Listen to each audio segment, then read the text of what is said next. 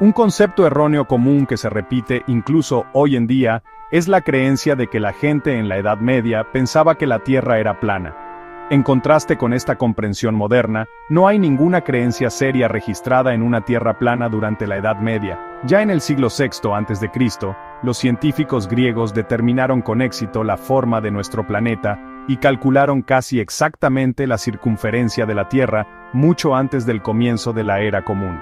En la Edad Media, esto era de conocimiento común, incluso con la Iglesia, enseñando que la Tierra era redonda. El mito de la creencia de la Edad Media en una Tierra plana, que se originó durante el siglo XIX, tiene dos individuos a los que culpar, actuando casi simultáneamente pero de forma independiente. El francés Antoine-Jean Letron trató de menospreciar a la Iglesia Católica en su estudio de 1834 sobre las ideas cosmográficas de los padres de la Iglesia, buscando retratar al clero como ignorante y poco científico. Mientras tanto, el ensayista estadounidense Washington Irving, en un esfuerzo por alentar el mito de Colón, presentó a los Estados Unidos la idea errónea de que los europeos pensaban que la figura popular desafiaba la opinión popular. El trabajo de Irving se ha convertido en un elemento básico del sistema educativo estadounidense, incluso después de que fue ampliamente descartado como incorrecto. La Tierra es descrita como una esfera por el venerable Beda, en el siglo VII, Roger Bacon, en el siglo XIII, y Tomás de Aquino, también en el siglo XIII, entre otros. Roger Bacon incluso supuso que el movimiento de los cuerpos celestes influía en los acontecimientos de la Tierra. No fueron solo los grandes pensadores quienes pensaron así. El hecho de que la forma esférica de la Tierra fuera ampliamente aceptada se demuestra por el uso de orbes como parte simbólica del atuendo real y en la imaginería religiosa. Pero claro, los astrónomos medievales no entendían todo, porque creían que lo que giraba alrededor de la Tierra esférica era todo lo demás. A pesar de la frecuente aparición de arqueros en los medios modernos, desde Hawkeye en Los Vengadores hasta Legolas en El Señor de los Anillos, la ubicación común del Carcaj es en gran medida incorrecta. Contrariamente a la creencia popular, los arqueros a pie rara vez, o nunca, sacan flechas de sus espaldas. El movimiento era torpe, solo apto para disparar a caballo. Los arqueros medievales preferían sacar de un carcaj que llevaban al cinturón, ya que facilitaba mucho el dibujo de la flecha. Los arqueros medievales también solían disparar descalzos. Sin el agarre de goma que brindan los zapatos modernos, las aproximadamente 100 libras que tiran del peso de un arco largo, terminan requiriendo el uso activo de los dedos de los pies para garantizar un soporte firme y estable.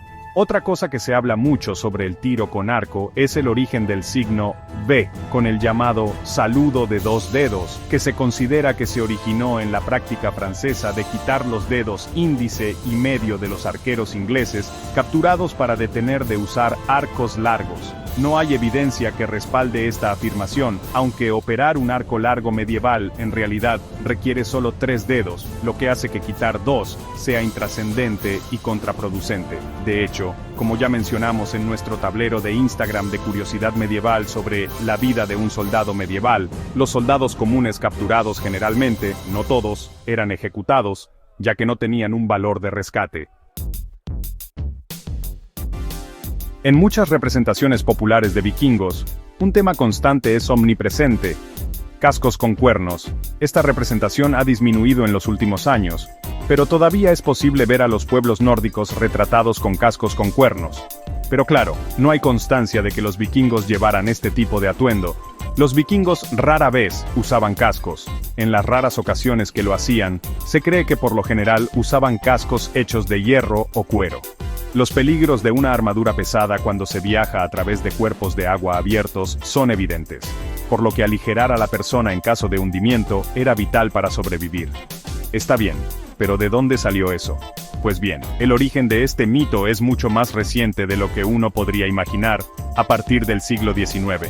Los cascos con cuernos existieron durante la Edad Media, apareciendo en la antigua cultura germánica y volviéndose populares en las armaduras de torneo.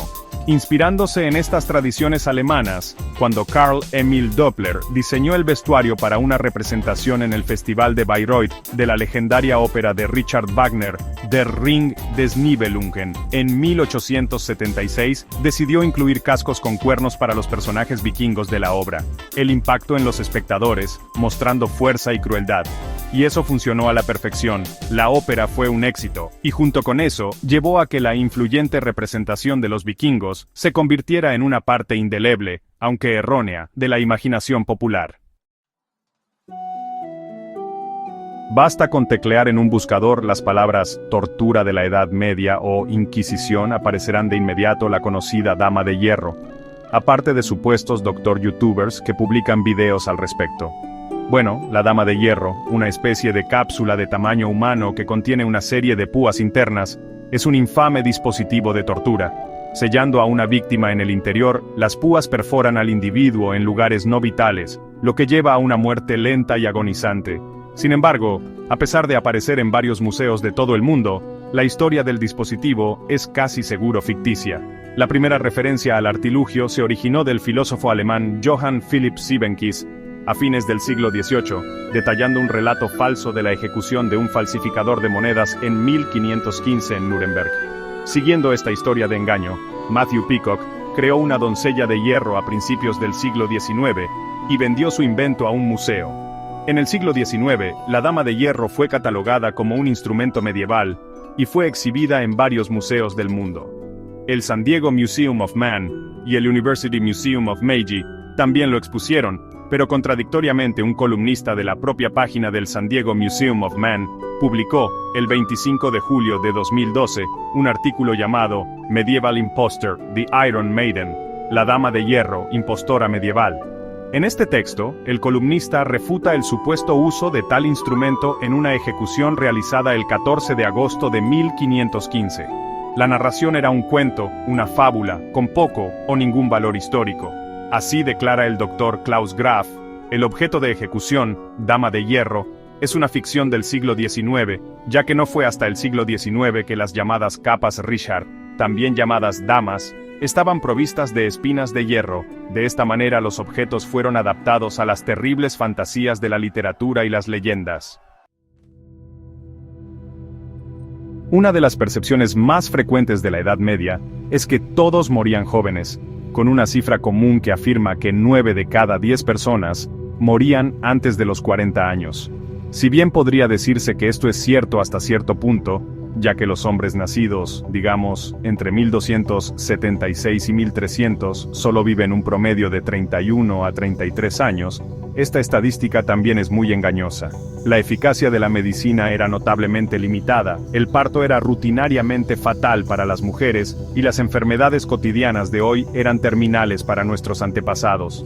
Sin embargo, es importante reconocer que estos números son simplemente una esperanza de vida promedio durante la Edad Media, y están sesgados por tasas de mortalidad infantil catastróficamente bajas.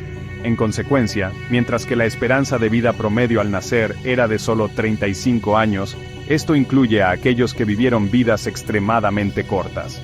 Alrededor del 25% de los niños no han llegado a su quinto cumpleaños, y alrededor del 40% mueren antes de la edad adulta. Como resultado, aquellos que sobrevivieron hasta las edades de 18 a 21 años generalmente vivieron mucho más que los 30 años.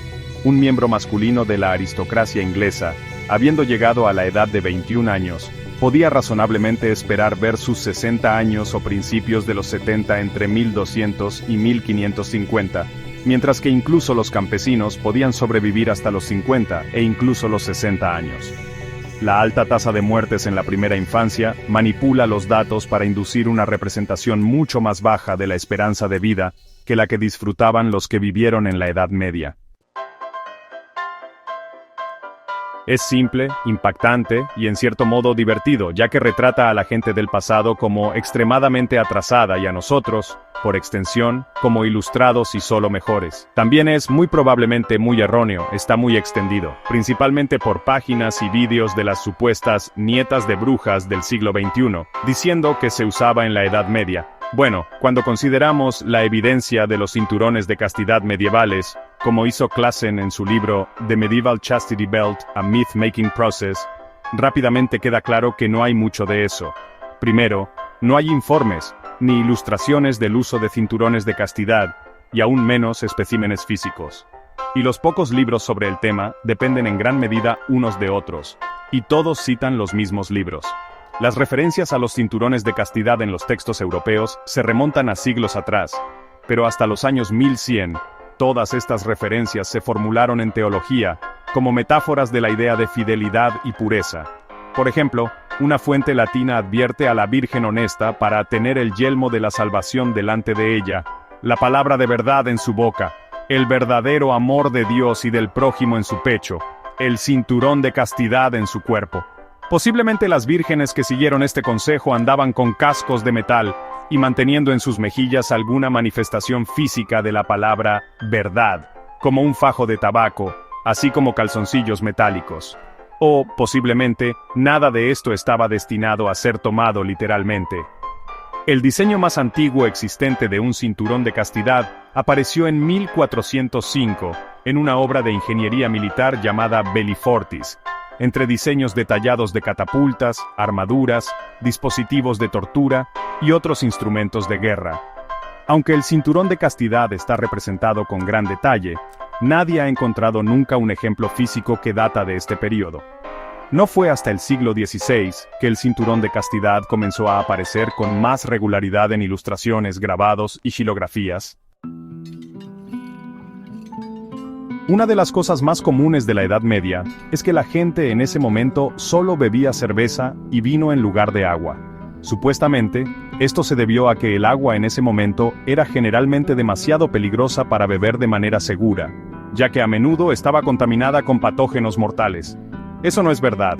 En la época medieval, por ejemplo, el agua era la bebida más popular, como lo fue a lo largo de la existencia humana, y la razón era obvia, ya que era una bebida gratuita. Es cierto que las personas en la Edad Media no tenían los tipos de tratamientos de purificación de agua que tiene el agua que sale de nuestros grifos hoy.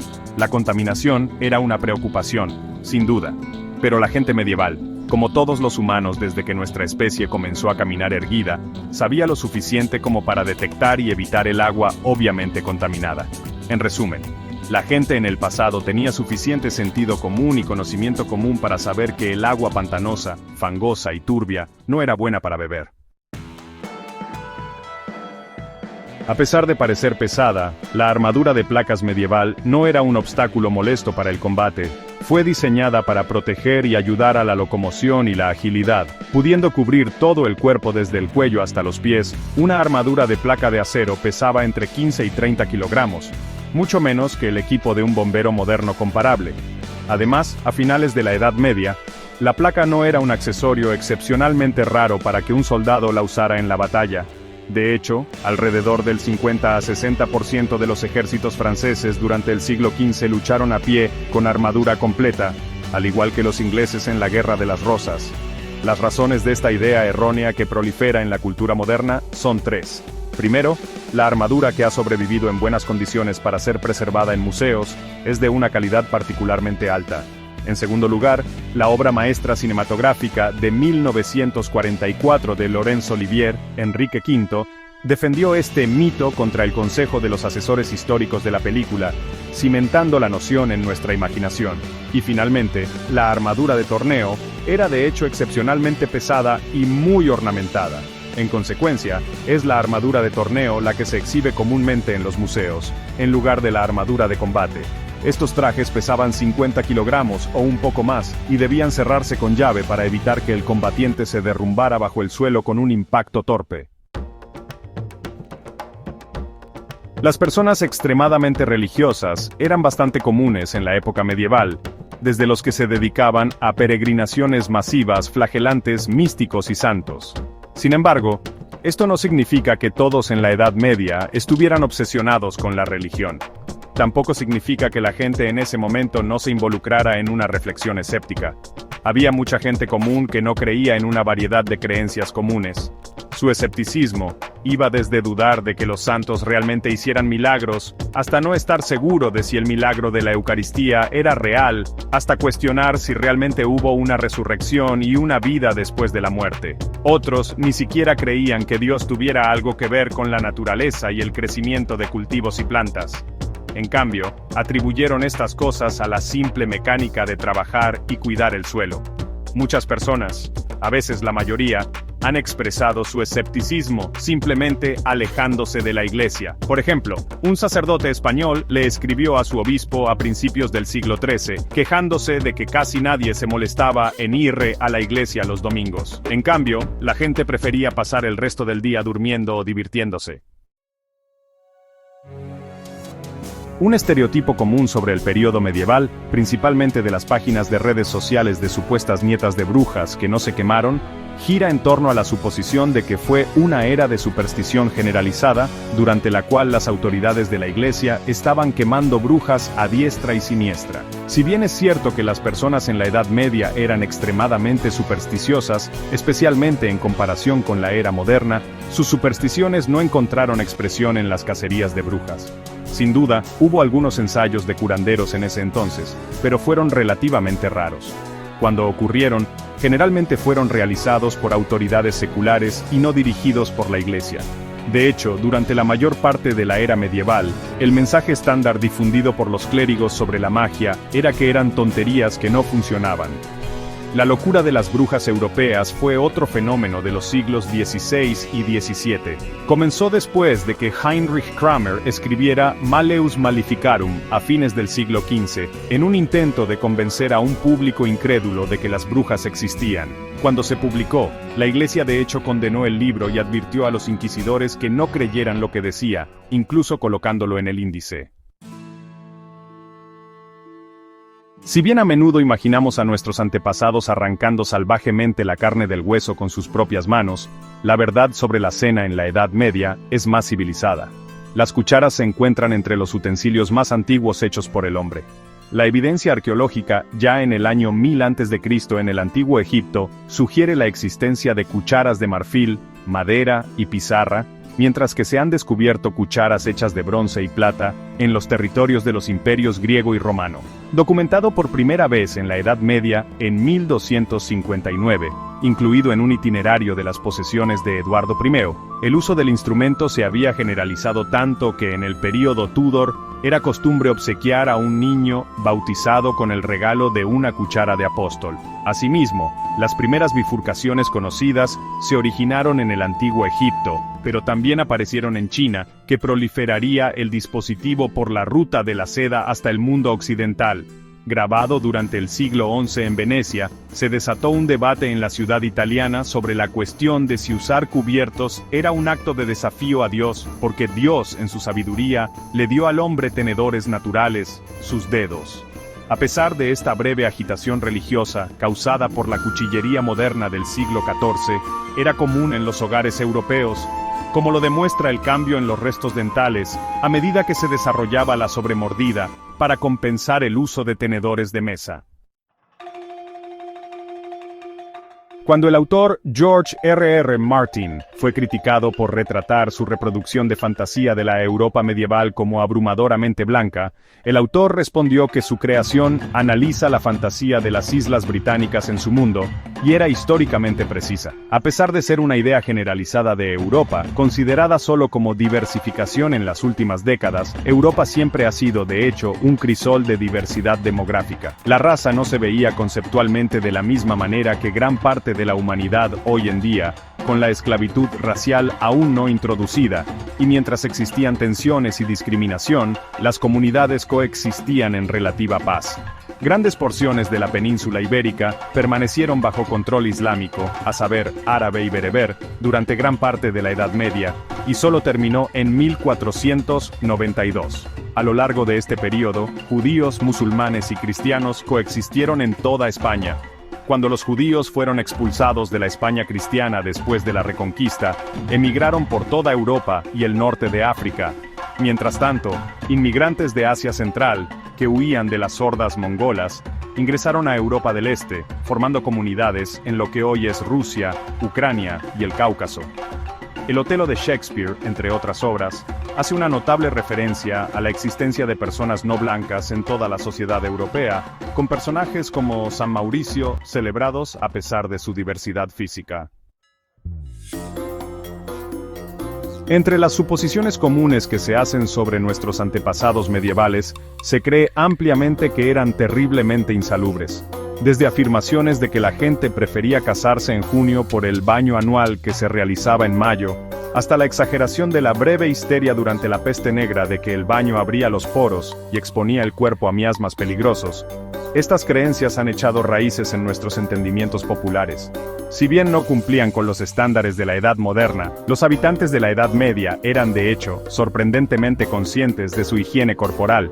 Los olores se consideraban un comentario sobre la condición moral de una persona, con malos olores asociados con el pecado y buenos olores asociados con la santidad. Como resultado, las saunas públicas y las casas de baños eran algo común durante la Edad Media, mientras que los burdeles de Londres requerían que los clientes se ducharan antes de entrar. La persona rica promedio disfrutaba de baños regulares en jacuzzis, mientras que incluso el campesinado más pobre podía bañarse regularmente en tinas de agua. Los manuales médicos a menudo incluyen referencias a la importancia de la limpieza individual como precursor de la buena salud, con Secreta Secretorum presentando una sección completa sobre el baño.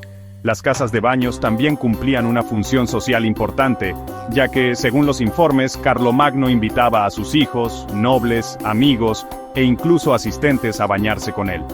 La abadía de Westminster durante un tiempo incluso empleó a un asistente de baño con un salario de 2 hogazas de pan al día. Algo muy común también reportado en películas, series de TV, es mostrar una agitada vida nocturna en la Edad Media, donde la gente pasaba noches enteras bebiendo en una taberna, como si no hubiera un mañana jarras de vinos con una tintura que parecía jugo Tang, y unas velas iluminando todo el ambiente, lo cual no es cierto. Bueno, los medievales trabajaban duro para ganarse la vida, pero cuando llegaba la noche, era hora de retirarse, tomar una última comida y descansar para el día siguiente. Para la gente moderna, la conectividad y la luz artificial proporcionada por la energía eléctrica ha hecho que sea muy fácil trabajar y beber mucho después de horas, mientras nos esforzamos frenéticamente por las tareas domésticas, los horarios y las citas. Otro punto importante, las velas tenían un costo, por lo que mantener encendidas miles en la taberna sería bastante costoso para el tabernero, al igual que la lámpara. Y por supuesto, el vino era la bebida preferida de las clases altas y de aquellos que podían permitírselo. Sin embargo, al igual que los antiguos griegos y romanos antes que ellos, los europeos medievales no bebían su vino solo, sino que a menudo lo mezclaban con agua para diluir su contenido. Para aquellos que no podían comprar vino con regularidad, la cerveza era abundante y más barata. Cabe señalar, sin embargo, que la cerveza en ese momento tenía un contenido de alcohol significativamente más bajo que las bebidas actuales. Además, considerando las largas jornadas y el arduo trabajo que realizaban los trabajadores medievales, ya sea en el campo, en las tiendas o en otro oficio, la cerveza hacía algo más que calmar la sed. También proporcionaron una ingesta significativa de calorías a lo largo del día para mantenerlos activos. Puede ser difícil explicarle a un visitante medieval por qué seguimos trabajando tan duro y bebiendo hasta el amanecer cuando nuestra tecnología debería darnos más tiempo libre. A menudo se dice que la mayoría de las personas medievales rara vez viajaban lejos de donde nacieron. Esto es cierto, especialmente en el caso de los campesinos y los que vivían en el campo. Sin embargo, esto no fue exclusivo de la era medieval. Lo mismo puede decirse de la mayoría de las personas a lo largo de la mayor parte de la historia, tanto antes como después de la Edad Media, hasta hace relativamente poco tiempo en la era moderna. Esto no debe interpretarse en el sentido de que la gente medieval nunca viajó. Muchos de ellos lo hicieron. Por ejemplo, las peregrinaciones a lugares sagrados fueron muy populares en la Edad Media. Los cuentos de Canterbury de Chaucer, por ejemplo, giran en torno a los peregrinos que viajan desde Londres hasta el santuario de St. Becket en la Catedral de Canterbury. Esta fue una búsqueda sagrada relativamente corta. Otras peregrinaciones llevaron a los piadosos a lugares sagrados a cientos o incluso miles de kilómetros de distancia de sus hogares. Los comerciantes también viajaban por todas partes para comprar, vender y transportar bienes de alto valor.